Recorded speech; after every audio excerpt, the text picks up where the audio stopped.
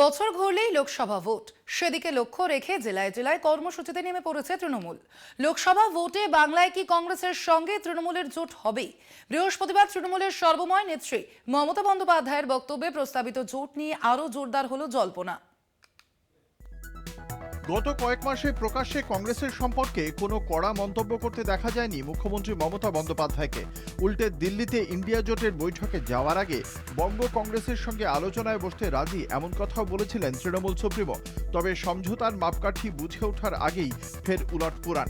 লোকসভা ভোটের দামামা বাজতেই বৃহস্পতিবার কর্মী সভার মঞ্চ থেকে বঙ্গ কংগ্রেসকে আক্রমণ শানান মমতা। সারা দেশে ইন্ডিয়া, তবে বাংলায় বিজেপিকে রুখতে পারে তৃণমূলই। দেগঙ্গার কর্মী সভা থেকেই চ্যালেঞ্জ মমতার। এদিন মমতা বন্দ্যোপাধ্যায় বলেন, এই জোট সারা ভারতে থাকবে, বাংলায় তৃণমূল কংগ্রেসের লড়াই করবে, কারণ তৃণমূলই পারে বিজেপিকে শিক্ষা দিতে।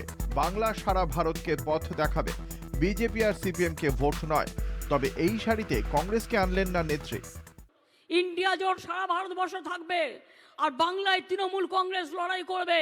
মনে রাখবেন, বাংলায় তৃণমূল কংগ্রেসই বিজেপিকে শিক্ষা দিতে পারে, সারা ভারতবর্ষকে পথ দেখাতে পারে, অন্য কোনো পার্টি নয়। মমতার এই বক্তব্যে রাজ্য রাজনীতিতে জোর জল্পনা শুরু হলেও তৃণমূল নিজেদের অবস্থান কার্যত স্পষ্ট করে দিয়েছে। মুখ্যমন্ত্রীর বাংলায় লড়াই বার্তায় এবার কংগ্রেস সিপিএম এর অবস্থান কি হয় সেদিকেই তাকিয়ে রাজনৈতিক মহল। কলকাতা টিভি।